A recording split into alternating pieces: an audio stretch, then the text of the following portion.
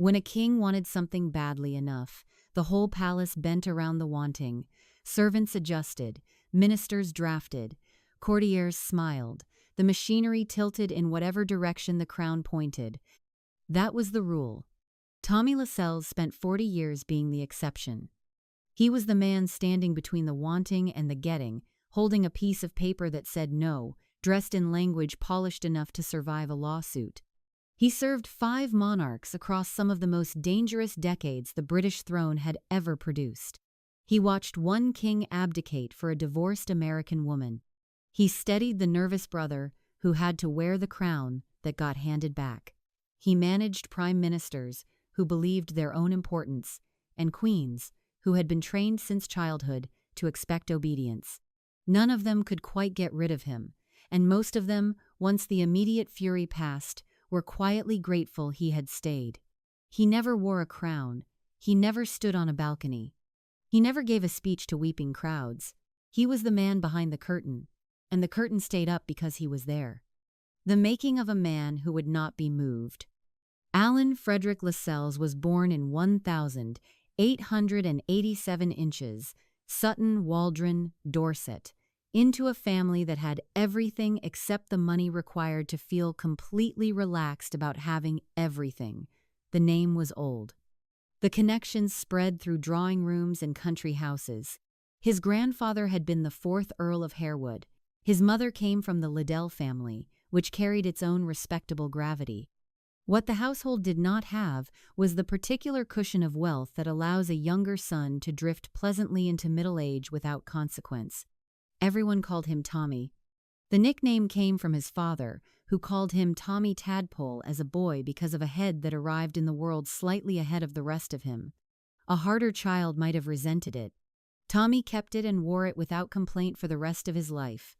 That one small detail tells you something about how he was built. He absorbed indignity, filed it, and moved on. He would later do the same thing with kings. He grew up in the world of late Victorian and Edwardian England, where the surface of things was polished until you could see yourself in it, and the cracks underneath were discussed only among family and only in the lowest possible voice. He absorbed the grammar of rank before he could have named it. Who wrote to whom first? Who called on whom? Who sat above the salt and who sat gratefully below it? Who got invited twice and who got the polite once? That meant never again. These were not trivial lessons where he came from. They were survival skills wrapped in good manners. Marlborough offered him a scholarship, which is how he ended up there rather than at Eton, and he hated it thoroughly. He found the boys lacking in the social traditions he valued, which is a crisp way of saying he was a snob at 15 and had the self-awareness to know it. The snobbery was real, but beneath it was something more interesting than mere social vanity. He wanted standards. He wanted people to know where they stood and behave accordingly. The disorder of mixed worlds genuinely irritated him. In later life, when he was standing between a sovereign and a constitutional disaster, that same irritation would prove useful. From Marlborough he went to Trinity College, Oxford, where he studied classics and emerged with polish, opinions, and the comfortable absence of any very obvious profession. This was common enough among well-connected young men of his generation. Britain before the First World War was producing them in large quantities. Schools taught Greek verbs and excellent posture, then released the graduates into a world that expected them to find their footing without complaining about the ground. Tommy tried various respectable paths and found that respectability, while much admired, did not always fit comfortably on a person with his particular temperament. He liked institutions. He liked rooms where people spoke carefully and expected others to understand more than was said. He was, without having a name for it yet, perfect palace material. Then the war came and rearranged everything. If you're enjoying this deep dive into the story, hit the subscribe button and let us know in the comments from where in the world you are watching from today. Tommy served in France with the Bedfordshire Yeomanry. He came back with a military cross and a deep suspicion of any kind of foolishness presented as bravery. That combination, the courage and the suspicion, would define him for the rest of his career. Men who survive real danger tend to develop very little patience for decorative risks. Tommy had already been inclined toward severity. The trenches burned it in deeper. He also came back with something war gives certain men that drawing rooms cannot supply, an inner authority that rank alone could not produce. He was not simply well-bred, he had been to the front and come home. Later, when princes with softer hands tried to dismiss his warnings as excessive caution, this mattered. He had earned his caution somewhere people actually died for carelessness. After the war, he went to India as aide-de-camp to George Lloyd, the governor of Bombay, who also happened to be his brother-in-law. India at that level was empire operating at full ceremonial volume. Governors, viceroys, processions, dinners, uniforms. The subtle and exhausting business of making authority look effortless in a country that had increasingly strong views about being governed by people who had sailed there from far away. Tommy watched men who believed themselves unshakable, and beneath the polished surface he noticed the resentment. The empire ran on appearances, he observed, almost as much as it ran on force. This was an advanced education in monarchy before he had ever entered a royal household. India also brought him Joan Thesiger, the eldest daughter of the Viceroy of India, Lord Chelmsford. Joan was not a woman who waited for things to happen to her. She rode, she shot. She looked comfortable in boots. She did not wilt in important company, which was fortunate because important company was the entire atmosphere of her life. Tommy, who had no patience for decorative femininity, adored her for all of it. They married in Delhi in March 1920. The match made sense in every public dimension, which was how such matches were supposed to work in their world. More than that, it gave Tommy what even the most competent men need when they are about to spend decades carrying other people's crises home in their briefcase, a domestic center that held. Joan understood his world because she had grown up inside a version of it. She knew that when he came home heavy with palace gossip and political danger, what he needed was a person who could listen without flinching and speak without drama. She was that person for the rest of his life. The handsome problem and the man paid to manage it. In 1920, Tommy Lascelles was appointed Assistant Private Secretary to the Prince of Wales. On paper, this was a triumph. In practice, it was a prolonged education in the gap between what a person looks like from the outside and what they cost up close. The Prince of Wales, in 1920, was one of the most famous men on earth. His name was Edward, though the family called him David, and the public called him whatever they wanted as long as the tone was worshipful. He had served in the war, and the country had loved him for it. He toured factories, visited miners, shook hands with veterans, and had a gift for making an enormous crowd feel, somehow, personally seen. After the misery of the previous 4 years, Britain wanted someone who looked like the future rather than a continuation of the grief. Edward looked exactly like that. He was slim, fashionable, restless, and completely at ease with attention. He danced. He dressed well. He smiled in ways that photographs captured and newspapers printed. He visited poor areas with a warmth that did not look performed, because in those moments it was not. He could be genuinely moved by suffering, and in the right circumstances, he could communicate that emotion in ways that reached people. The problem was that the right circumstances were not the only circumstances. Tommy arrived expecting to manage a royal schedule and found himself managing something more fundamental, a man who believed the role of heir to the throne was a recommendation rather than a job description. Edward liked the admiration his position attracted and found the obligations it imposed largely theoretical. Papers piled up unread. Appointments were forgotten or attended 20 minutes late with perfect hair, as if punctuality were a middle-class concern below his dignity. Duties that required patience were avoided until unavoidable. Friends who encouraged his worst instincts were welcomed. Friends who reminded him of his responsibilities were quietly edged toward the door. A private secretary in a royal household is not simply a man with a diary and a pen. He is a gatekeeper, a buffer, a truth-teller, and, when required, an extremely polished liar. He decides which papers reach the desk. He decides who enters the room. He manages the gap between what the public is told and what actually happened, and he does it with such smoothness that the gap becomes invisible. If he does it well, nobody notices him. If he does it badly, everybody notices the prince. Tommy did it well. He was very good at finding ways to say no that did not sound like no. The hospital matron waiting for the prince who had overslept received a call that made the delay sound like consideration. The press received a tone implying that any decent man would consider further inquiry somewhat impolite.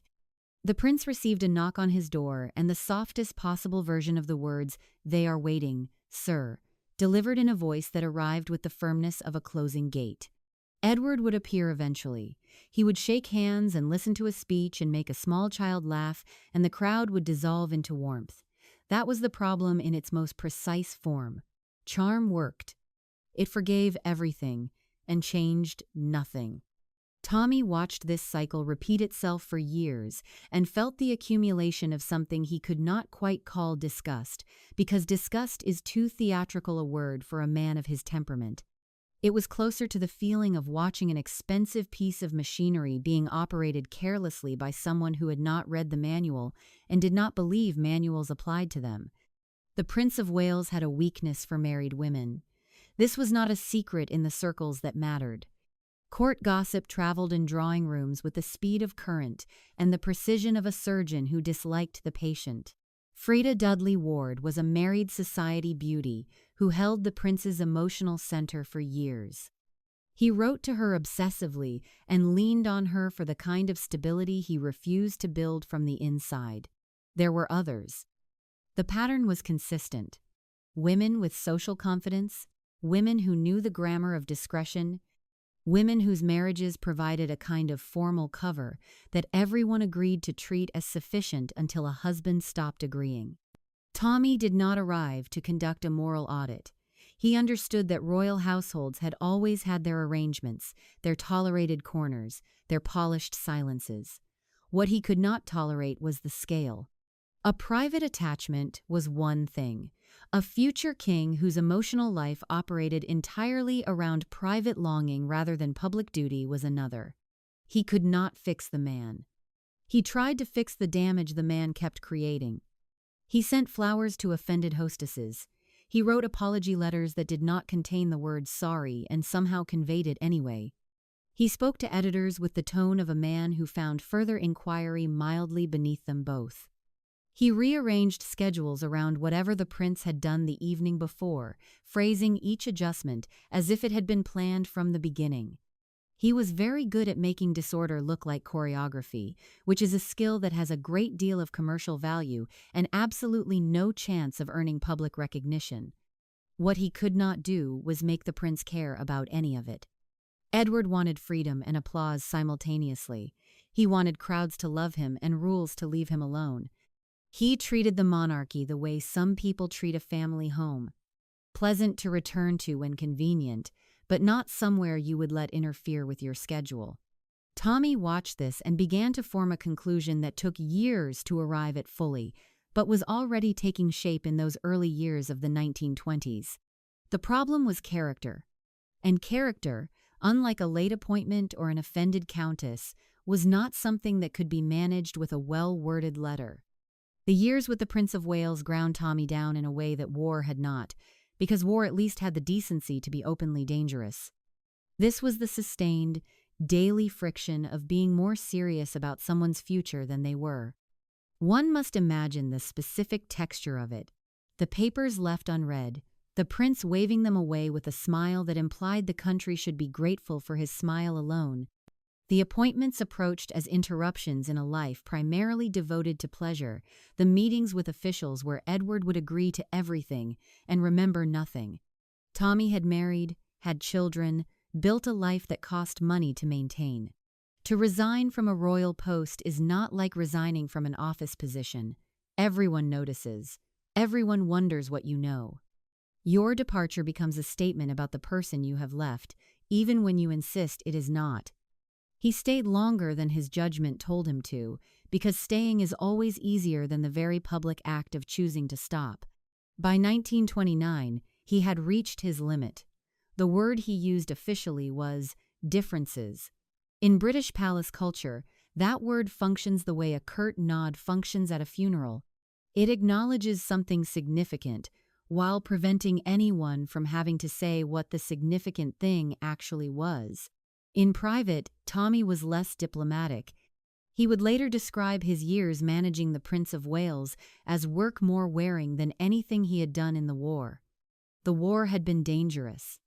Danger, at least, was honest about itself. A charming prince who refused to grow into his responsibilities was something else entirely. He resigned and went to Canada. The distance between escape and departure. Canada in 1931 was an ocean away from the Prince of Wales, which was the point. Tommy took the position of secretary to the Earl of Bessborough, the new Governor-General, and discovered what it felt like to be competent inside a system that was willing to let competence do its work. The viceregal household in Ottawa was still a formal world of ceremony and obligation, but it was orderly. It had a purpose that announced itself clearly each morning. The machinery functioned. When Tommy arranged something, it stayed arranged. He and Joan built a life that was, by the standards they had come from, comparatively calm. The work was real. He dealt with politicians, diplomats, local grandees, Commonwealth sensitivities, and all the quiet engineering required to make the crown feel present in a country governing itself. He was good at it, and being good at something you are also permitted to do fully is one of the better conditions a person can find themselves in. Canada also gave him something that would prove important later, a view of the monarchy from outside its domestic drama. The crown was not just a family in London. It was a set of symbols that traveled, adapted to local context, responded to local feeling, and could be damaged just as easily by behavior in one place as in another. A king's choices in England were not English choices only. They landed in Ottawa and Melbourne and Pretoria. A private scandal was never fully private when the man at the center of it represented something that extended across continents. This was easy to forget inside the palace walls, where the daily management of a single royal person's schedule could absorb so much energy that the larger picture narrowed out of view. Tommy, watching from Canada, kept the larger picture in focus. He had not entirely escaped, of course. Men with his skills and connections do not escape so much as relocate. His cousin, the Earl of Harewood, was married to Princess Mary, daughter of King George V and Queen Mary. He remained visible in the network. When the palace needed to think about its problems, people who knew the palace thought of Tommy Lascelles. Meanwhile, the problems he had left behind were generating new ones. The Prince of Wales had continued exactly as Tommy had predicted. The decade of the 1930s found him still charming, still restless, still surrounded by friends who encouraged his worst instincts and kept his best ones in a drawer. His father, King George V, had aged into a man who viewed his eldest son with a mixture of love and dread that he rarely permitted himself to express directly. The king was a man of schedules and discipline, suspicious of novelty, committed to duty with the force of someone who had arrived at the job late and taken it entirely seriously as a form of compensation. His son was the inverse, celebrated before he had earned celebration, adored before he had done much to deserve it, and consequently convinced that the adoration was the natural state of his existence rather than something maintained by ongoing effort. George V had a line attributed to him that his son would ruin himself within a year of the old king's death. Whether he said it in precisely those words or whether the words improved in retelling, the fear behind them was entirely genuine. He did not trust Edward with the crown. He worried about what Edward would do with it, and those who were close to the palace worried alongside him with increasing urgency. Then a particular name began appearing: Wallis Simpson. She was American, which was already a complicated word in certain English drawing rooms. She was clever in a way that announced itself, which was its own variety of complication. She had been married before, which placed the whole question of her eventual marriageability in an awkward relation to the laws of the church and the conventions of the court. She had been divorced once, was currently in her second marriage, and had a manner that made people who expected deference feel unexpectedly like they were the ones being assessed. Edward found her extraordinary. She did not perform reverence. She teased him, observed him, kept her own counsel, and occupied a room as if the furniture had been arranged around her preferences rather than centuries of precedent. For a man who had spent his entire life being bowed to, this was the most intoxicating thing imaginable. Tommy, still in Canada, received the first signals of what was developing through the channels. Such signals traveled in those days. Letters from people who worried, conversations reported through intermediaries, the gradual escalation of a private attachment into something that people were beginning to speak about in tones that meant they understood it would eventually become everyone's problem. He recognized the pattern immediately because it was the same pattern he had watched for nearly a decade from a position slightly too close for comfort. In 1935, a message arrived from London. King George V was failing. The court needed someone who understood how to keep a household running while a reign ended, and another one prepared, terrifyingly, to begin. The request was wrapped in the language of honor and necessity. What it actually said, to anyone who understood the code, was, "The situation is becoming serious, and we need someone who has dealt with Edward before and has no illusions left." Tommy read the letter. He looked at Joan. He said no first, which was the human response. He had built a life at a distance from the catastrophe he could see coming. He had children whose faces were still changing. He had work he could complete without wondering whether the person he was serving had any intention of taking the whole enterprise seriously. Then he said yes, because the second response was the one that had shaped him since the trenches. Duty is not a feeling. It is a decision. He returned to London in the autumn of 1935. The old king, the new king, and the beginning of the storm. London in late 1935 had the particular atmosphere of a house in which something significant is about to happen and everyone is pretending otherwise. The palace glittered as expected. Brass was polished. Carpets absorbed sound. The clocks kept perfect time, as if time itself were on the payroll. Behind the polish, people spoke more carefully, and doors closed with more deliberate softness. George V was dying. He did not look like the sort of man who would die. He had the solidity of something built to last, a face that had been photographed 10,000 times and seemed in photographs to exist outside ordinary biological processes. He had also smoked heavily and gripped duty like a man who feared that letting go would prove he had never truly earned it. Now his lungs were making their own argument, and the argument was winning. Tommy joined the household as assistant private secretary and began doing what he always did when entering a complicated room. He watched. He catalogued. He noted which things were as expected and which were not. What he noticed about the dying king was the effort required to keep the public face in place. George V received his boxes, attended his audiences, appeared at the windows his court needed him to appear at. Each act cost something. Tommy understood this kind of cost because he had spent years watching what happened to an institution when the person at the center refused to pay it.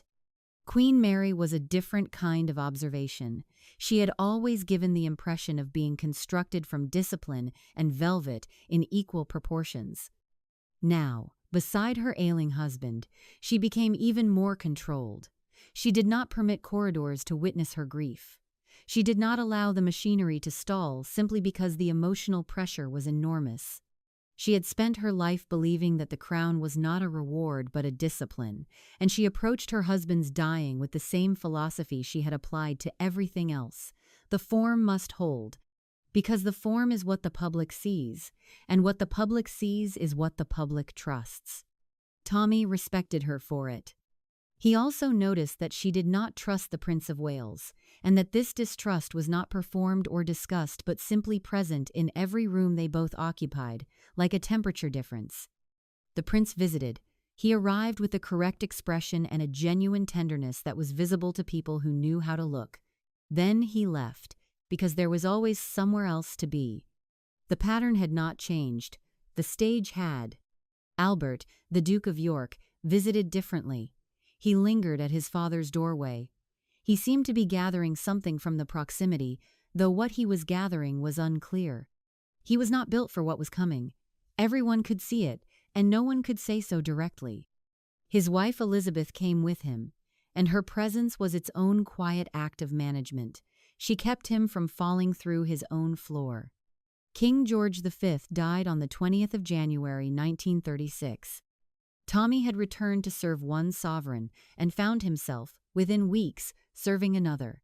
The sovereign he had resigned from in 1929 in a very public act of private judgment was now Edward VIII, King of the United Kingdom and Emperor of India.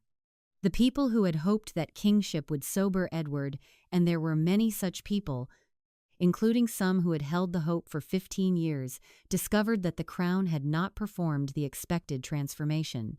Edward was king now, and what he was king of was not a role he had decided to grow into. He wanted to modernize, which in his vocabulary meant doing what he wanted faster and with better press coverage. The red boxes arrived and were approached with roughly the enthusiasm most people bring to tax documentation they have been putting off. Papers that required patient reading were read impatiently or not at all. Officials who had prepared briefings found them absorbed at approximately the rate of a man looking for the sports results in a newspaper he has been handed at the wrong angle. Tommy watched and did not say what he thought, because what he thought would not have helped. Wallis Simpson was now past the stage of being mentioned with a raised eyebrow at dinner. She had moved into the territory of being spoken about with a particular flatness of tone that polite society adopts when something has become impossible to ignore, but remains impossible to address directly. She was American, clever, stylish, and married. She was also the center of the new king's emotional life in a way that went far beyond anything the palace had previously been asked to accommodate. The whispers began, quietly, in rooms where people chose their words with care. The woman and the warning. The first time Tommy saw Wallis Simpson in person, she was not arriving as a villain. Real life rarely arranges itself that conveniently. She arrived as a guest, one among others, at a gathering where the king appeared more relaxed than he did in any official setting. That alone was diagnostic. Edward, who could be visibly impatient with ministers and ceremonial obligations, sat for hours in her company with an attentiveness that made the furniture feel like a secondary concern. She was 39, Baltimore-born, and had lived long enough in rooms full of people judging her to develop an efficient immunity to judgment. She dressed with the precision of someone who understood that a room assesses you before you open your mouth. She spoke with a dry economy that could make the grandest guests feel, briefly, as though they had not quite thought their sentence all the way through before beginning it. She did not perform admiration. In a palace full of people trained to perform admiration, this was, to Edward, like oxygen in a sealed room. Tommy watched the king watching her and felt the familiar tightening below his sternum. He had seen Edward enchanted before. This was categorically different. This was the kind of attachment that reorganizes a man's priorities rather than supplementing them. In the months that followed, the evidence accumulated with depressing efficiency. When duty competed with Wallis, duty lost. Papers that needed reading remained unread. Engagements that required preparation were met without it. Officials who needed decisions found that the king's attention had migrated somewhere private. The palace began to receive informal signals from government. The prime minister wanted to have a conversation. The phrase, "the king's private life," began appearing in language where it previously had not. The Archbishop of Canterbury, who had to think about coronation oaths and the theological status of his sovereign as supreme governor of the Church of England, began to worry in ways that filtered through several layers of institutional courtesy before reaching the palace in softened form. What everyone was trying to figure out, without saying directly, was this: how serious is it? Would she simply remain what she had been, a private attachment in a long line of private attachments? Or was the king building something different? Was he constructing, in his private imagination, a future that the Constitution, the Church, the government, and the entire Commonwealth would be required to accommodate? Tommy already knew the answer. He had known it from the moment he watched the king watching her. The divorce machinery began to move. Wallis Simpson's marriage to Ernest Simpson was a polite shell by this point, and both parties understood that the shell was being prepared for demolition. The legal choreography required to end it in England at that time involved a performance of adultery, hotel rooms, unnamed co-respondents, and the particular brand of legal fiction that the law required in order to accept that two people who no longer wished to be married should be permitted to stop being married. Tommy found the entire process almost unbearably absurd, not because he was a moral purist, but because he could see quite clearly that the future of the British monarchy was being threaded through a machinery designed to produce hotel receipts. Ernest Simpson was no romantic figure. He cooperated with the legal process, which was the polite word for a man who understood that resistance would mean newspapers and that newspapers would be worse than whatever came next. He was quiet about it and received credit from no one for the discretion, because that is what happens when you accept the graceful exit in a situation where the ungraceful version would have sold more papers. In October 1936, the court granted the decree nisi, the first legal step. Within hours, London knew, in the way London knew things that had been known for some time but had been waiting for official permission to be known. Edward treated it as a victory. Tommy treated it as a countdown. The king's confidence was one of the things that made the situation so difficult to address. He genuinely believed that the country loved him, and he was not wrong.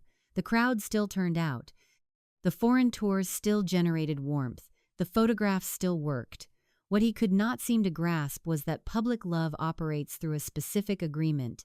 The public agrees to love the monarch, and the monarch agrees to behave like the monarch, rather than an individual who has decided that personal happiness is the organizing principle of the institution. Edward had broken the agreement, and he did not know it yet, or perhaps he knew it and believed charm was sufficient to renegotiate the terms. Tommy, who had spent years learning that charm was the most expensive thing a monarch could rely on because it never paid for itself, said as much to anyone who was in a position to hear it. He said it carefully, and in the language the palace used for such things, which is a language that speaks of precedent and constitutional implications and the opinions of the dominions, while meaning, at its core, this man is about to drive the institution off a cliff, and we need someone to take his car keys. Stanley Baldwin, the Prime Minister, had the car keys. He was a man of controlled pragmatism, constitutionally calm, and personally uninterested in drama. He had been monitoring the situation through multiple channels, including Tommy, and had arrived at the same conclusion by the same route. The king could not marry Wallis Simpson and keep his throne. The government would not support it. The Church of England would not support it. The dominions would not support it. If the king insisted, Baldwin would resign, and a government that resigned over a royal marriage was not a political inconvenience. It was a constitutional earthquake. When Baldwin communicated this to the king, he did so with the particular devastating calm of a man delivering an invoice to someone who has been hoping the bill would simply stop existing if ignored long enough. Edward reacted with the instincts he had always had, he argued. He insisted the public would support him. He spoke of love with a kind of righteous indignation, as if the constitutional structure of the British monarchy were an unreasonable interference in something that should have been a private matter between himself and the woman he loved, and about 600 million people across the Condred and Commonwealth. The morganatic idea and the patience of no. Someone, around this time, produced an idea that sounded like a solution and was in fact a more sophisticated version of the original problem. The idea was a morganatic marriage. Edward could marry Wallis without making her queen. She would be his wife but would not share his rank. She would not be crowned. Their children, if they had any, would not inherit. It was the kind of proposal that looks, at first, like a compromise and reveals itself, on closer examination, as an attempt to keep two things that cannot both be kept at the same time. Tommy saw through it immediately. A woman cannot be married to a king and not be a public figure. A king cannot keep his wife in the shadows without appearing ashamed of her, and a sovereign who appears ashamed of his own marriage is not a sovereign who commands the respect his role requires. The arrangement also asked the public to accept a private bargain for a public institution, which is asking the public to be more sophisticated about an emotionally resonant situation than publics generally manage to be on a Tuesday. Baldwin came to the same conclusion, more or less simultaneously, and communicated it to the king in the flattest language available. The government would not support a morganatic arrangement. The dominions would not support it. The choice remained exactly what it had always been, the woman or the throne. Edward chose the woman. He did not choose her cleanly or quickly or in a way that minimized the damage to everyone else. He spent several weeks choosing her while the palace managed the gap between his private decision and its public announcement, and during those weeks Tommy did what Tommy did. He kept the machinery running, kept the public face coherent, and prepared the documents that would turn an emotional choice into a binding legal act. At Fort Belvedere, the king's private retreat in Windsor Great Park, the conversations continued. Edward spoke of love, of honor, of the impossibility of being what the crown demanded without the support of the woman beside him. Tommy spoke of consequences, of Parliament, of the dominions, of the church, of the public trust that was being drawn down. They were not having the same conversation. They were occupying the same space while discussing parallel realities that happened to share certain nouns. Queen Mary met with her son. She made clear, in the way that Queen Mary made things clear, which is to say without raising her voice and with a degree of finality that suggested the conversation had already happened and she was simply informing him of its conclusions, that she would not accept Wallis as queen. She had spent her life believing the crown was a sacred trust. She had arranged her entire existence around that belief. Her eldest son appeared to believe it was a negotiating position. Albert, the Duke of York, spoke to his brother too. He was not built for confrontation, and the stammer that afflicted him under stress made conversations like this genuinely painful to conduct. He spoke of their father, of responsibility, of what Edward would be forcing onto a family that had never sought the center and was about to have no choice but to occupy it. For a moment, something in Edward softened. Brothers carry childhood with them in ways that institutions cannot reach. Then he hardened again. Albert left looking as though he had been asked to carry something very heavy in the wrong direction. The signature. The 9th of December, 1936. The palace had reached the end of its ability to extend the situation any further. Everything that could be said had been said. Every argument had been made and met with the same response, dressed in different language each time, but amounting to the same refusal to accept that the institution had requirements he had not personally approved. The abdication document was prepared with the precise language that such documents require: formal, irreversible, and stripped of every personal quality except the one that mattered, which was the name at the bottom. Edward's brothers were called as witnesses because the family had to witness the family breaking. Albert was pale. He looked like a man who had hoped until the very last moment that the last moment would somehow be avoided. Tommy was present in the way such men are present at history, not in the center, where the cameras point, but somewhere close, where the paperwork lands. He watched Edward take the pen. There was a pause, brief enough that no one would have been able to say later whether it had actually occurred or whether they had imagined the half-second where a king hesitated before signing away a crown. Then he signed. The ink dried quickly, as ink tends to do when it is not asked to wait. Tommy collected the documents with the care of a man who understands that what he is holding is both paper and irreversible. He was already thinking about what came next. That was always his particular quality in moments that others found overwhelming. He had already moved to the next paragraph before the current one was finished. What came next was another king, a reluctant one, a frightened one, a man who had spent his entire adult life hoping the specific thing that had just happened would somehow not happen. A man who had practiced speeches with a therapist for years because ordinary speech was for him a daily act of courage. a man whose wife was furious on his behalf and intended to do something about it. The broadcast Edward gave on December 11th traveled across the empire and into living rooms and kitchens and the corners of pubs, where people leaned toward the radio and tried to make sense of what was happening. His voice was graceful, his language careful, and the sentence that everyone remembered afterward was the one about being unable to carry the heavy burden without the help and support of the woman he loved. Women in America heard it as devotion. Many women in Britain heard it as something sharper. If he needed someone beside him to do the job, perhaps he had never been fitted for the job. If he loved her that completely, why had he let the country absorb weeks of uncertainty before arriving at the conclusion that everyone had been waiting for?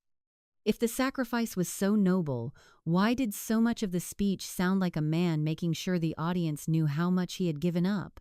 Tommy, listening somewhere that was not the broadcast room, did not hear devotion. He heard confirmation. Edward had never understood that the monarchy was not a burden you carried for yourself. It was a burden you carried for everyone else. The sentence made it sound like a personal endurance, a weight that could be made bearable by the right companion. That was the whole problem, compressed into one elegant and revealing sentence. The reluctant king and the work of repair. Albert became George VI. At the moment the instrument of abdication received royal assent. There was no gap between one name and the other. That is the particular mercilessness of constitutional monarchy. It does not pause for a person to feel ready. He chose to reign as George VI. The choice of name was its own message, delivered quietly and without explanation, which is how the best messages travel in palaces. By calling himself George, he connected himself to his father and the values his father had represented: steadiness, duty, patience, routine, the unglamorous work of showing up. He was not trying to be dazzling.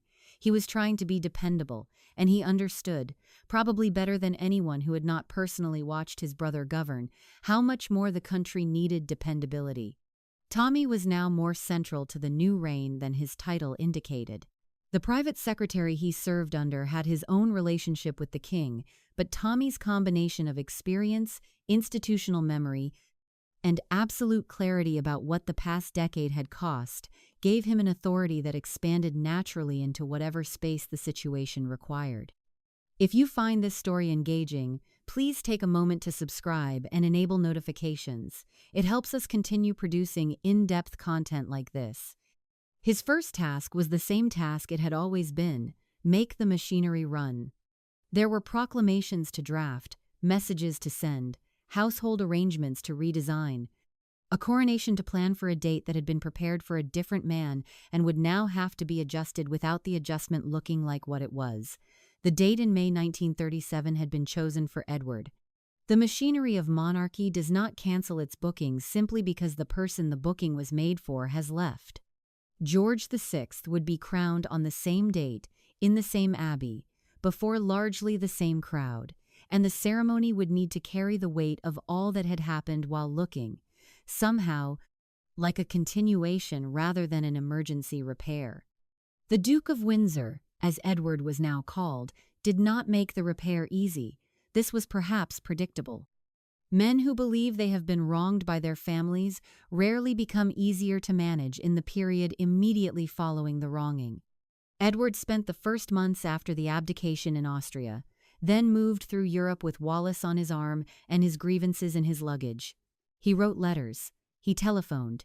He expected the family to feel guilty for the obvious practical difficulties his choices had created, and he expected the guilt to translate into financial and social generosity. The financial question was genuinely uncomfortable. Balmoral and Sandringham were not crown properties. They had been personal possessions of George V, passed to Edward as eldest son. Edward had not relinquished them when he abdicated because the inheritance had already happened and abdication applied to the throne rather than to private property. George VI, who now needed those houses for what they had always provided the family, which was the private geography of royal life, had to buy them back from his brother. The sum involved was substantial. The negotiation was conducted with the brittle courtesy that money negotiations between family members tend to produce. Edward felt he was entitled to be compensated for what he had surrendered. George VI felt he was purchasing what he had not deserved to have taken from him in the first place. Both men were correct, in their own way, which is how family financial disputes usually work. Tommy watched the negotiations with the particular distaste of a man who has strong feelings about institutions being asked to pay emotional ransom. He did not express those feelings in the negotiations because his role was not to feel things but to manage them. The money moved, the resentment moved with it. In June 1937, the Duke of Windsor married Wallis Simpson at a French chateau. No member of the royal family attended. The guest list was small and carefully assembled, each person there aware they were participating in something that occupied an uncomfortable position between history and gossip. Edward looked buoyant, the way men look when they have committed to a story and decided to perform the story's emotion rather than feel it directly. Wallis arrived in a dress that photographers would describe for years, and wore it with the composure of a woman who had spent years being assessed by rooms full of people who had already made up their minds. The monarchy sent no representative and no blessing, which was itself a statement made in absence. Then came the question Tommy had been anticipating since the moment the marriage was announced. The style of Her Royal Highness. Edward retained his. Wallis did not receive it. The Duchess of Windsor was a duchess. She was not royal in the manner the title HRH conferred. To outsiders, this looked like an argument about 3 letters. Inside the palace, those 3 letters determined who bowed to whom, who preceded whom into rooms, who was addressed in what form, and whether Queen Elizabeth would be expected to extend to Wallis Simpson the courtesy reserved for members of the royal family. Queen Mary had no interest in extending that courtesy. Queen Elizabeth, the king's wife, had no interest in extending it either. The memory of what the Windsor affair had done to her husband, her family, and her daughters was not a memory she was prepared to set aside because someone in a chateau in France believed their marriage entitled them to a different title. George VI was caught between family feeling and institutional necessity, a position he was becoming unfortunately practiced at occupying. He decided, after considerable strain, to deny Wallis the HRH. Edward received the decision with the reaction it predictably produced: furious letters, wounded communications, the sustained low-level grievance of a man who had chosen love over duty and then expected duty to keep sending flowers.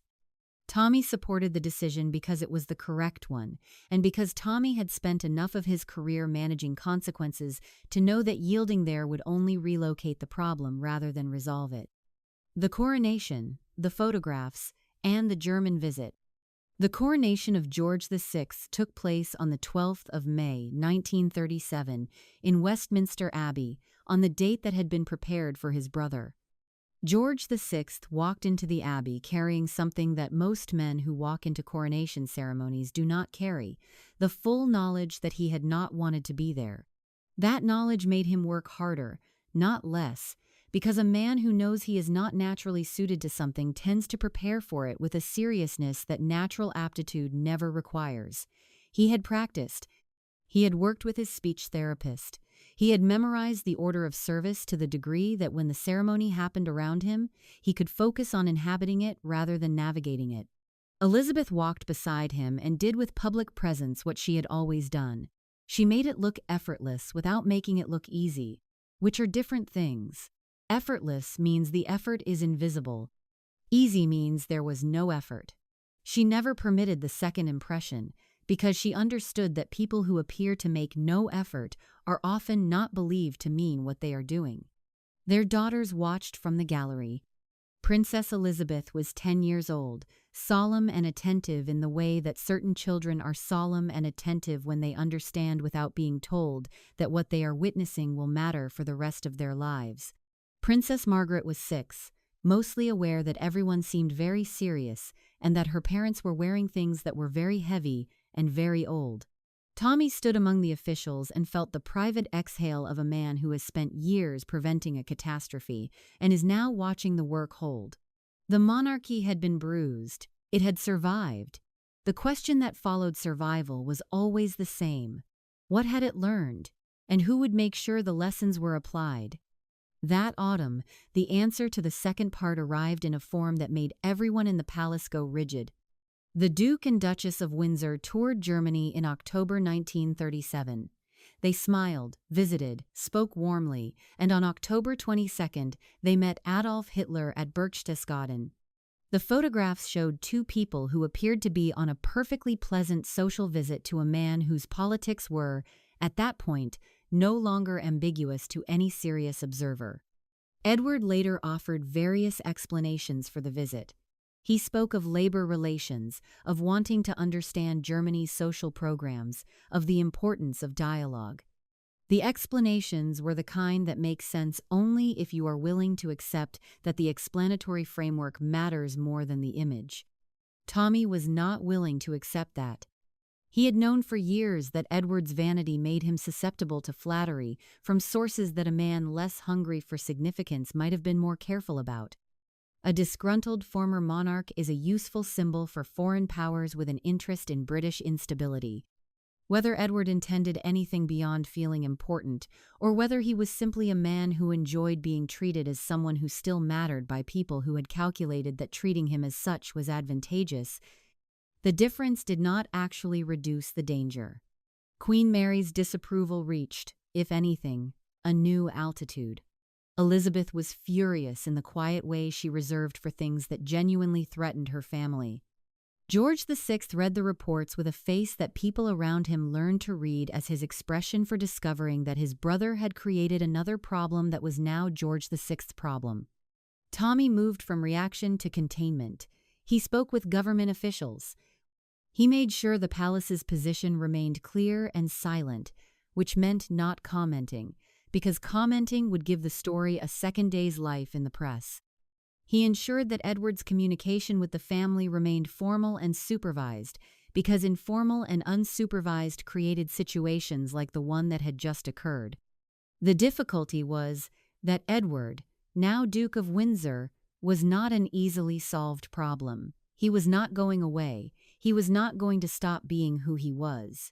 He would continue to exist in Europe, continue to want recognition, continue to interpret every limit placed on him as a personal injustice, and continue to generate situations that the palace would have to manage from a distance. This was the permanent bill for a marriage that had cost the crown a king. War, the monarchy's second chance, and the governor of the Bahamas. September 1939. Britain declared war on Germany. George VI sat before a microphone and prepared to address the nation and the empire. He had been working with Lionel Logue for years, and the preparation had not made public speech comfortable for him. It had made it possible, which is a different and more useful achievement. He delivered the broadcast. His voice was strained and careful and entirely sincere. People across the country, across the empire, listened in kitchens and parlors and listened to a king who clearly found this painful and was doing it anyway. That was the whole story, in miniature. Edward had made speaking to the public look natural because it was, for him, a pleasure. George VI made it look like duty, and duty was what the country needed to see performed in that specific moment. The contrast that had made George VI look inadequate before the abdication made him look human after it. Britain had had enough of the man who glittered. It was ready for the man who showed up. Tommy's work expanded accordingly. War turns every institution into a test. The palace had to be present without being theatrical, visible without being reckless, supportive of the government without becoming its instrument. These were distinctions that required constant maintenance.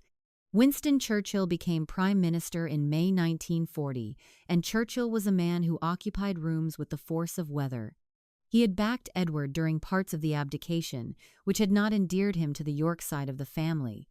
He was also the person who might save the country, which complicated the family's feelings considerably. George VI came to value Churchill with the genuine warmth of a man who had found, in another man's ferocity, the thing he himself could not supply. Churchill needed the crown's continuity. The king needed Churchill's force. Tommy managed the channel between them, enough closeness that they could work, enough distance that the monarchy did not appear to become an annex of Downing Street. The bombs fell on London and on Buckingham Palace in September 1940. When the palace itself was hit, Queen Elizabeth said she was glad they had been bombed because now she could look the East End in the face. The line worked because it was true, and because she had the social intelligence to say it at the right moment in the right tone. It joined the palace to the people through shared experience in a way that no ceremony could have manufactured. Tommy made the visits happen. The routes, the timing, the police, the press, the security, all of it had to be arranged and had to look spontaneous. The arrangement had to be invisible because an obviously arranged moment of royal connection is exactly as convincing as a pre-written thank you note. He threaded that needle day after day. Then there was the Duke of Windsor, who had not stopped being a problem simply because the country was at war. In 1940, as France fell and Europe became a place where every former certainty was being actively dismantled, Edward and Wallis were moving through Spain and then Portugal in conditions that alarmed the British government beyond the usual level of ambient Windsor-related alarm. There were reports that the German government saw possibilities in the former king. There were suggestions that Edward might be susceptible to flattery from people who had an interest in a pliant alternative monarch available should British resistance eventually prove exhaustible. Whether Edward actually considered any of this, or whether he simply enjoyed being treated as significant by people who had calculated that treating him so was useful, the answer to the policy question was the same. He needed to be somewhere else. The someone who organized somewhere else was the British government, with palace assistance. The solution was elegant in the way that solutions to complicated problems sometimes are when the person designing them has a talent for presenting difficult truths as straightforward opportunities. Edward was appointed governor of the Bahamas. The role was real.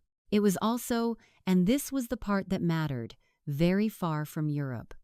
The Bahamas were distant, politically modest, and surrounded by ocean that efficiently separated their new governor from the European diplomatic world in which he had been making himself useful to the wrong people. Edward described the islands privately as a third-rate colony. This tells you most of what you need to know about how he felt about it. He and Wallis arrived, found the climate challenging and the social life inadequate, and complained with considerable energy to anyone who would listen. Tommy, in London, was not among those listening. The private secretary. In 1943, Tommy Lascelles was promoted to private secretary to King George VI. The title sounds modest. The job was not. As principal private secretary, he was the sovereign's primary gatekeeper, advisor, organizer, and institutional memory. He stood at the exact point where family, feeling, constitutional principle, political necessity, public image, and private weakness all arrived simultaneously and expected to be arranged into something workable. Ministers reached the king through him. Courtiers tried to influence the king through him. The palace's relationship with the government was mediated through him. When something was about to go wrong, he was generally the first person who could see it coming. He had arrived at this position by the route that palace positions tend to be arrived at when they are arrived at properly, not by campaigning for them, but by making himself so obviously necessary that the question of who should hold the position ceased to require deliberation. His predecessor, Sir Alec Hardinge, had borne enormous strain through the Abdication years and the early war period. Strain revealed style, and under sufficient pressure the style had ceased to serve the king as well as the king's situation required. Hardinge did not leave easily or willingly, which is the case with most departures from positions where the person leaving has convinced themselves that their staying is more important than it is. Tommy played a role in the departure that he would not have called treachery and that others might have described differently depending on their proximity to either man. The practical outcome was that the role changed hands, and the palace continued. Churchill was a considerable presence in Tommy's working life during the war years. Churchill was magnificent and impossible in proportions that made working alongside him an act requiring specific qualities. He loved language, momentum, and scenes of appropriate grandeur. He had opinions about the monarchy that combined genuine constitutional understanding with a romanticism about the institution that could, on occasion, encourage him to treat the palace as a particularly evocative extension of his own narrative. Tommy's job included ensuring the crown remained itself, rather than becoming a supporting character in Churchill's autobiography. They managed it. Both men understood, when they disagreed, that the country required their disagreement to stay private. The war years did something to George VI that Tommy watched with genuine respect, which was a feeling he dispensed rarely and without sentimentality. The king, who had never wanted the throne, had grown into it through the specific mechanism that produces the most trustworthy kind of authority, not by being brilliant at the thing, but by refusing to stop doing it when the doing was painful. Every broadcast was an act of will performed under the eyes of millions. Every public visit required him to project calm he did not naturally feel. Every speech demanded preparation that confident speakers never need, because the words came easier to them. He did all of it, repeatedly, in the years when it mattered most, and because the effort was visible to anyone paying attention, the public response was not simple admiration, but the warmer emotion of affection. People who work very hard at something and still do it imperfectly earn a different kind of trust than people who do it effortlessly. George VI earned that trust and could not spend it carelessly, which was another way he differed from his brother. Queen Elizabeth, walking beside him through bombed streets, became something the pre-war monarchy had not quite managed to produce, a royal figure who the country felt personally, not just admired, but felt. She was warm without being soft, present without being overwhelming, and completely capable of making a woman, standing in the rubble of her kitchen, feel that the Queen had come specifically for her rather than for the symbolic act of coming. The political intelligence beneath the social grace was considerable. She knew exactly what she was doing and chose to do it entirely. Tommy watched and made it possible without making it look made. That was his art. A young princess and the shape of what came next. Princess Elizabeth grew up in wartime and came out of it with the particular quality that certain children acquire when they absorb, without being told directly, that the adults around them are carrying something very heavy and that their own job is to add as little to the weight as possible. She was attentive. She was controlled. She had the royal stillness, which is a thing distinct from ordinary composure. It is composure that has been trained to hold under conditions ordinary composure was never designed for. She was not flashy. She did not use rooms the way her uncle had, drawing them around herself and converting them to admirers through the force of personal magnetism. She occupied rooms with a seriousness that made them feel more serious, which is a rarer and more durable skill. Tommy noticed her. He could not help it. He had spent so many years watching what happened when royalty was built on the wrong qualities that when the right qualities appeared in a young person, the recognition was almost physical. On her 21st birthday, broadcasting from South Africa during a Commonwealth tour, Elizabeth pledged that her whole life, whether long or short, would be devoted to service. It was a sentence that could have sounded ceremonial. It did not, because she said it with the tone of a person reporting a decision they had already made, rather than announcing an aspiration they hoped to grow into. Tommy understood the power of what she had done. She had removed the escape hatch. She had said, in public, in language specific enough to be quoted and remembered, "There is no version of my future in which I treat this as optional." He had spent his career among people who believed their feelings constituted sufficient reason to renegotiate their obligations. Here was someone who had voluntarily sealed that door before it could become a question. The question of marriage arrived with the particular inevitability of questions that have been forming slowly for a long time. Philip of Greece and Denmark had entered Elizabeth's imagination years before he entered her official life. He was a naval officer, energetic and direct, and significantly less deferential than the palace was accustomed to receiving from people who stood near royalty. He could be blunt.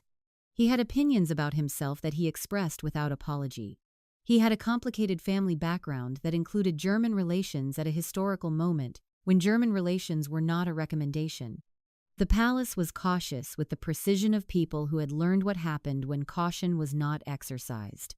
Queen Mary understood lineage and calculated the match was sound. Queen Elizabeth was uncertain in ways she did not always articulate, preferring to allow her uncertainty to express itself as atmosphere rather than argument. George VI loved his daughter and worried about her youth and worried, additionally, about Philip's temperament and about whether a man who was that confident was going to find the specific constraints of being the husband of a future queen something he could actually sustain. Tommy's caution was of a different character. He was not primarily concerned with Philip's personality. He was concerned with what Philip's presence meant for the institution and whether the institution could accommodate a vigorous, modern, opinionated man in a role specifically designed to defer to a woman whose position outranked him in every public context. He had no evidence that Philip would be the wrong choice. He had considerable experience of what the wrong choices cost. Philip was required to renounce his foreign titles, take British nationality, and convert to the Church of England. These were practical steps that converted a Greek-Danish prince into a British royal candidate, which is a process that sounds straightforward and involves the kind of quiet paperwork that people who know the palace understand to be its own form of evaluation. He accepted the requirements without visible resentment, which Tommy noticed. They married in November 1947. The dress used ration coupons. Women across the country sent coupons of their own. The wedding offered brightness in a gray post-war period without requiring anyone to forget the gray, which was the precise calibration the moment required. The king's decline and the weight of what was coming. George VI was wearing out. By 1948 it was visible to people close to him, though the palace communicated it to the public in the language of reassuring vagueness that royal bulletins had always used when health was the topic. Tommy saw it at close range. The man who had grown into his role was being consumed by it. War had aged him, stress had aged him, the daily demand of performing steadiness, when steadiness required enormous effort, had compacted the aging until it was visible in his face and hands and the pace at which he moved. He continued to work because his relationship with work was by then indistinguishable from his relationship with existence. He read his boxes, he received his ministers. He maintained the public schedule with the stubbornness of someone who believes that stopping is more dangerous than continuing. Tommy adjusted the schedule around what the king could actually sustain, which required the particular skill of reducing a man's obligations without allowing him to notice they had been reduced, because a king who noticed his obligations had been reduced would insist on performing the ones that had been removed. In 1951, the doctors found a malignant growth. They removed his left lung. The bulletin said enough to worry the public and not enough to frighten it, which is the traditional compromise between honesty and stability that palace medicine has always attempted. What the bulletins did not say was that everyone who knew the situation understood it had changed the shape of the timeline. Elizabeth was absorbing more duties. The Commonwealth tour in early 1952 was meant to begin with Kenya, then continue to Australia and New Zealand. George VI went to the airport in January to see his daughter and son-in-law off. He was pale and visibly diminished and entirely determined to stand in the cold and say goodbye properly. He was doing what he had always done, performing duty past the point where his body had begun to negotiate different terms. It was the last time Elizabeth saw him alive. On the 6th of February 1952, George VI was found dead at Sandringham. He had died in his sleep at 56. The king who had carried the crown his brother refused was gone. Elizabeth was in Kenya when the news came. Philip was told first and took her for a walk to deliver it. She returned to the accommodation as a daughter who had lost her father and a queen who had just inherited everything. Tommy, in London, moved immediately. There was no interval between grief and administration in this work. He had not invented that arrangement, and he could not change it. A daughter's loss was real. The institution's requirements were equally real and did not pause while feeling settled. Proclamations, councils, messages to governments, household arrangements revised, the protocol of mourning scheduled alongside the protocol of accession, all of it had to move simultaneously and in the right order. George VI's funeral brought the nation to the kind of stillness that public grief produces when the grief is genuine rather than performed. People who had listened to his broadcasts, watched his visits, followed his wartime endurance, had accumulated an affection for him that made his death something personal, in a way royal deaths do not always achieve. He had not demanded love through charisma, he had earned it through persistence. Tommy's mourning, if he permitted himself any, happened somewhere private and brief. He had never been a man who wore his feelings on his schedule. He had work to do, and the work was to establish a new queen in the role her father had just vacated.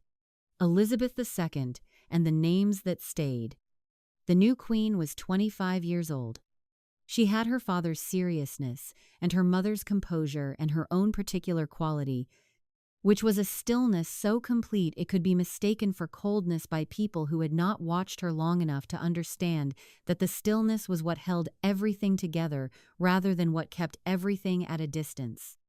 The first problem arrived almost immediately, wrapped in what appeared to be a simple domestic question.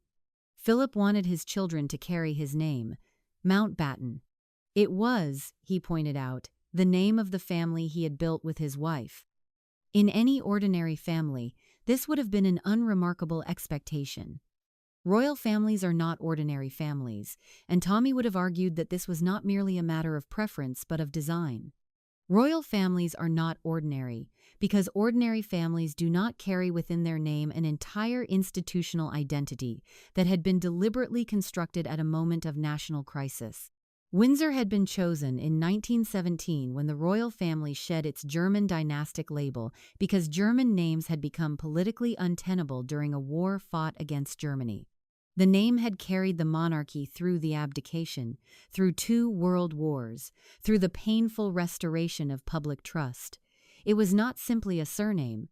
It was the institutional brand of a monarchy that had earned its current position through decades of specific effort. Lord Mountbatten, Philip's uncle, enthusiastically supported the name change.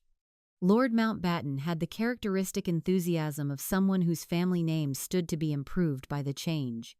Churchill opposed it. Queen Mary opposed it. The Queen Mother opposed it. Tommy's position was entirely in line with theirs. Philip argued with the anguished force of a man who felt that his own identity was being made invisible by an institution that asked him to give up his name, and then his career, and then his natural inclination to lead any environment he occupied. His line about being the only man in the country who could not give his name to his own children became one of the well-traveled phrases of the early reign, partly because it was genuinely affecting, and partly because it captured with unusual precision the specific humiliation of his position. In April 1952, the decision was made. The house would remain Windsor. Philip received the hurt with the private intensity of a man who had given up rather more than he had expected to give up and was keeping a running account. 14 years later, the Queen would partly relent, declaring that descendants without royal titles might use Mountbatten Windsor. It was a hyphen dressed as a compromise. Philip accepted it without triumphalism, which suggested he had made his peace with what the institution required and decided that accommodation was more useful than continuing to argue about the furniture. The coronation and what the cameras changed. The 2nd of June, 1953. Westminster Abbey. The question of television had produced one of the early significant arguments of the new reign. The old instinct was to exclude cameras from the ceremony's sacred core. Mystery, the argument ran, was constitutionally functional. A ceremony the public watched in person was experienced as majestic, while a ceremony broadcast into living rooms might be experienced as entertainment, and entertainment was a category monarchy could not afford to occupy. The counter-argument was simpler and, in the end, prevailed. The public had supported this institution through its worst decades and had some claim to see the institution's most significant moment. Britain in 1953 was a country in which television sets were multiplying, and the idea that the crown should maintain its mystique by making itself invisible was becoming harder to sustain. Tommy's caution gave way, eventually, to the larger calculation. The ceremony would be broadcast. The anointing would remain shielded from cameras, which preserved the sacred heart of the thing while permitting the public to witness its surrounding grandeur. Millions watched from living rooms and neighbors' houses and pubs. The broadcast joined the old ritual to the modern age with an efficiency that surprised even some of those who had designed it. Elizabeth moved through the ceremony with the composed seriousness that had been, since childhood, her primary public quality. There was no performance of feeling. There was, instead, the genuine inhabiting of a role that she had understood to be hers since the age of 10 and had been preparing for, in the specific and unglamorous way that preparation works, ever since. The crown was placed on her head. Outside Westminster Abbey, the city roared. Tommy stood among the officials and saw the monarchy survive another passage. He had helped bring it there. He would retire before the end of the year. What he left behind was not merely a set of procedures and a desk organized to a standard his successor would spend months meeting. He left behind a court that had absorbed his habits of mind, the instinct to pause before yielding, to ask what precedent a concession established, to consider the morning after newspaper before agreeing to the evening before arrangement. He left behind a queen who had been watching him work since she was old enough to notice which adults the important adults trusted. He left behind a word, repeated with such consistency over so many decades that it had become, in certain corridors of the palace, simply the shape of the answer before the question had fully been asked. No. The sister, the captain, and the word again. Peter Townsend was a group captain in the Royal Air Force, a decorated pilot, a man of genuine courage and considerable personal dignity. He had served the late king as an equerry, been trusted in the royal household, and had the kind of gravity that serious women find serious. He was also divorced. That single fact, in the context of a royal family whose supreme governor was the head of a church that still treated Christian marriage as indissoluble, and whose most recent dynastic crisis had been produced by a king's insistence on marrying a divorced woman, was not a small detail. Princess Margaret loved him, or she believed she did, with the complete conviction of youth and loneliness, and the specific vulnerability of a woman who had grown up in the background of a crown and understood, more acutely than most people understood things, that she would always be the shadow of the person who wore it. She was vivid and social and hungry for something she could not entirely name. She had her mother's charm and her father's warmth and a capacity for feeling that the institutional life around her had never quite provided adequate channels for. Townsend offered seriousness, attention, and the relief of being regarded as a person rather than a position. Tommy met Townsend privately and spoke with the bluntness he reserved for situations where gentleness had already been demonstrated to be insufficient. He told him he must be either mad or reckless or both if he believed he could marry the sister of the Supreme Governor of the Church of England and bring the monarchy back to the argument it had just spent 20 years recovering from. The words were harder than pastoral care warranted. Tommy did not consider pastoral care his primary obligation. He was managing consequences. The management took its familiar form: delay, separation, the hope that geography could do what argument could not. Townsend was posted to Brussels as heir attaché. Margaret remained in Britain, visible, watched, and producing in the press and public the kind of sympathetic attention that royal women who are prevented from doing what they want tend to produce. She was young, beautiful, and being denied something. The country had opinions about that, and the opinions were largely romantic. Elizabeth II was in an impossible position. She loved her sister with the genuine warmth of someone who had shared a specific and unusual childhood with her, who had been beside her through the death of their father, who understood what Margaret had given up simply by being the second daughter. She also carried a pledge she had made on her 21st birthday in terms specific enough that she could not pretend she had been speaking generally. The question was not whether Margaret's happiness mattered. It mattered completely and personally to the woman who happened also to be her sovereign. The question was whether the happiness of the Queen's sister, achieved through a marriage the Church could not easily sanction and Parliament would be required to discuss, was a cost the monarchy could absorb at this particular moment in its history. The memory of 1936 was not old enough to be abstract. The people making the decision had lived it. The Queen's mother had been forced into a role she had not prepared for because of it. Her father had spent 15 years earning the trust that had been squandered before he arrived. The coronation had just, with enormous effort and some considerable luck, re-established the monarchy in a version of its proper dignity.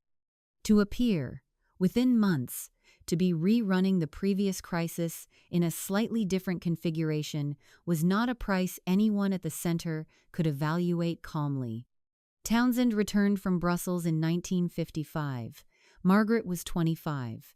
The legal framework had shifted in a technical sense. She could theoretically proceed, after formal notice, without the Queen's direct consent. The practical framework had not shifted at all. Parliament would be required to consider it. The Commonwealth would be consulted. The Church would issue its judgment. The press, now fully liberated from the restraints that had made the British papers wait so long to print the Edward story in 1936, would conduct the entire process in maximum public view with maximum emotional amplification. She would gain Townshend and lose her official royal role, her place in the line of succession, and the structural identity that had defined every day of her life. She would be Princess Margaret, who had married the man she loved and given up everything attached to the name. He would be the man she had married. The public would have opinions about that arrangement for decades. On the 31st of October 1955, Margaret issued a statement. She had decided not to marry Group Captain Peter Townshend. She cited the Church's teaching and her duty to the Commonwealth. The language was controlled and dignified, and told you almost nothing about the cost to the woman producing it. People wept. Some praised her sacrifice, some were angry on her behalf. Some believed she had been bullied by an institution that had learned nothing from Edward's abdication except that self-denial needed to be requested more quietly. Some believed the decision was right. Some believed it was right and still grieved for her. Tommy had retired before this conclusion, but the logic that produced it was his logic, operating through people he had trained and habits he had established. The palace had asked once more for sacrifice in the service of institutional survival. The person had paid. The institution had held. The man himself, seen plainly. What do you do with a man like Tommy Lascelles? He was not a saint. Sainthood would have required a softness he fundamentally lacked and would not have pretended to. He was class-bound in ways he never examined, because examining them would have required a kind of self-scrutiny that struck him as self-indulgent.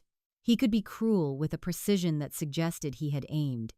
He made people feel very small when he considered smallness appropriate, and his sense of what was appropriate was shaped by standards that not everyone shared and that he did not particularly care to explain. He was also, by any serious accounting, one of the most important figures in the survival of the 20th century British monarchy. He served 5 monarchs across a period that saw one abdicate, one die in office after a reign defined by war and restoration, and one begin a reign that would extend longer than anyone present in 1952 could have predicted. He watched the institution absorb Edward VIII's departure, survive the London Blitz, navigate the loss of empire, transition through multiple prime ministers from Churchill to Attlee and beyond, and emerge into the television age without losing its essential capacity to matter. He did not accomplish any of this by being liked. He accomplished it by being right, often before the people who disagreed with him had gathered enough evidence to recognize he was right, and by being willing to absorb their displeasure while the evidence accumulated. His instinct for the distinction between the person and the office was his most valuable and least comfortable quality. He did not confuse them, which meant he was prepared to disappoint the person in order to serve the office, and he was prepared to do this even when the person was the king, or the king's wife, or the king's daughter, or the king's sister.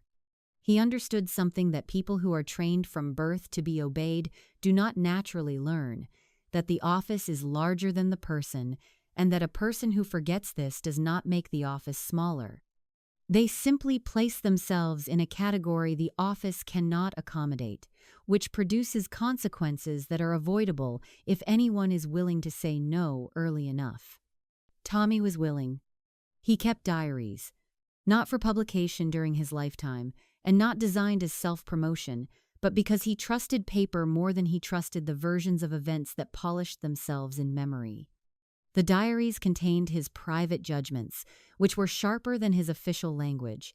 He had written of Edward that words like duty and dignity meant nothing to him.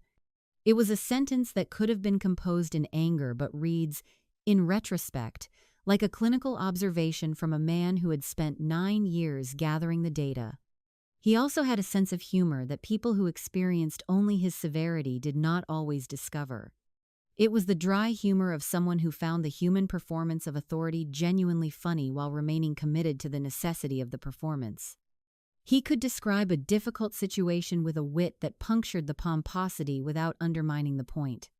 In company he trusted, which was a small and specifically chosen company, he could be entertaining in a way that made the severity earlier in the day look like a different mode rather than a different person.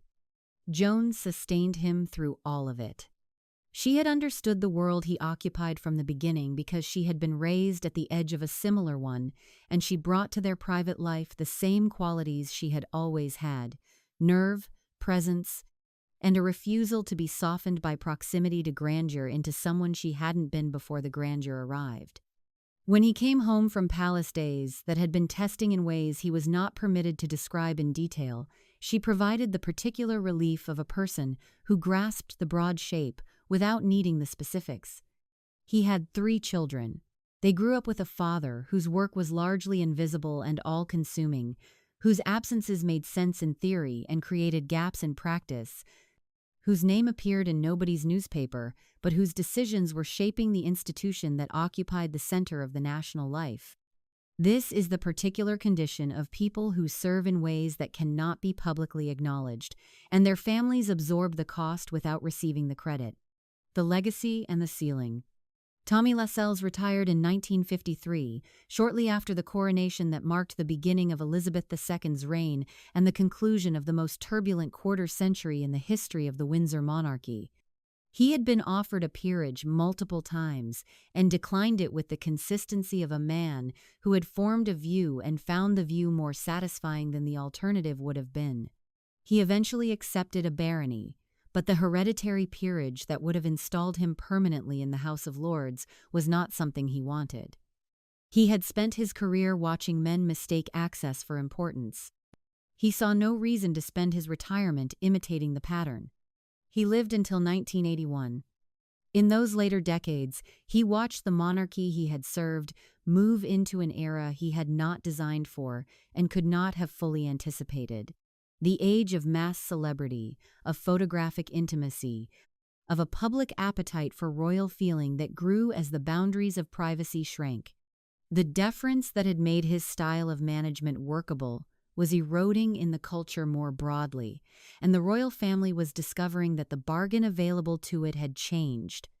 It could no longer rely on editors to hold the story. It could not count on a public willing to accept mystery as sufficient explanation. It had to negotiate with a modern age that wanted both the ceremony and the confession, and was prepared to manufacture the confession if it was not supplied. He did not live to see Charles and Diana, which is perhaps the kindest thing his timing did for him. The dynamics of that marriage, the competing claims to public sympathy, the breakdown of the old agreement between palace and press, the specific form of damage that a royal figure could cause by making their private unhappiness a public performance, all of it would have been recognizable to him as the version of the old problem wearing new clothes. His central lesson remained applicable even when the clothes had changed. The crown cannot survive being made a vehicle for private feeling without eventually being consumed by it. Edward had learned this by being removed. Elizabeth II had learned it by accepting a pledge she kept. Margaret had learned it in the most painful way available, which was by wanting something the institution could not provide, and losing it. What the diaries and letters and recollections produced, when they began appearing in the years after his death, was a portrait of someone who had spent his life doing work that left no monument because the monument would have been everything that did not happen. The scandal that was contained, the marriage that was prevented, the speech that was never given, the crisis that was managed before the newspaper could get to it, the king who showed up because someone knocked on the door with the right amount of inevitability in their voice. His success was measured entirely in absences, which is the most thankless form of success available to a human being. He had entered royal service as a young man from a good family with sharp eyes and excellent manners, and the specific quality that all palace environments eventually select for, which is the ability to disagree with powerful people without appearing to be disagreeing. He had served a prince who was charming and dangerous and constitutionally unfit. He had left when he reached his limit. He had come back when the institution needed someone who had already paid the tuition of learning what that prince cost. He had steadied a nervous king through the worst years the monarchy had faced in his lifetime. He had guided a young queen into the beginning of a reign that would last longer than any reign in British history. He had said no, in many forms and many languages, across nearly 4 decades of royal service, and the no had held more often than the alternatives would have. The ceiling? There is a thing that palaces need that they rarely admit to needing, which is someone who understands that the most dangerous request is not the obviously bad one. The obviously bad ones are easy to refuse. The dangerous requests are the ones that arrive disguised as reasonable, wrapped in love or honor or family necessity, or the genuine unhappiness of a genuine person, and require the person reading them to understand that saying yes here will require saying yes somewhere else later, and somewhere else after that, until the original structure has been replaced by whatever the private feelings of the people inside it wanted it to become. Tommy Lascelles understood this. He had watched a king construct exactly that kind of argument and follow it to its logical conclusion, which was the end of his reign. He had watched the argument wear different faces across 40 years of royal service, appearing as romance and family loyalty and modern necessity, and the rights of husbands and the happiness of sisters, and he had answered it with the same word each time. He was not the one wearing the crown. He was something more fundamental. He was the person who made sure the ceiling stayed up. Dynasties do not collapse from outside pressure alone. They collapse when the people inside them forget what they are for, when a king treats the throne as a preference rather than an obligation. When a royal household begins making exceptions until the exceptions outnumber the rules. When the person who should be saying no either cannot find the word or cannot survive the consequences of using it. Tommy Lascelles spent his career being that person in rooms where the word was unwelcome. He absorbed the resentment of kings and queens and princes and princesses who believed their feelings constituted sufficient argument.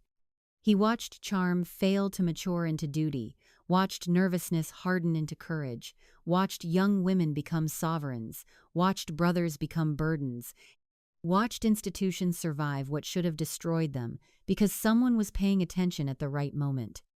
He died at 94 in 1981, at Kensington Palace, surrounded by the furniture of a life spent near greatness without mistaking proximity for equivalence. He left behind a monarchy that had absorbed a century's worth of crises and still occupied its place because the people who served it at the specific moments when it mattered had been willing to hold the line. Not because they loved the institution uncritically, not because they were immune to the feelings it produced, but because they had learned what Tommy had learned, from the trenches and the drawing rooms and the years of palace corridors and the face of a king who would rather have been somewhere else and showed up anyway, that the things worth keeping require someone to keep them. That was the work. That was all it was. The word was no. The ceiling held. Thank you for watching. For more detailed historical breakdowns, check out the other videos on your screen now, and don't forget to subscribe.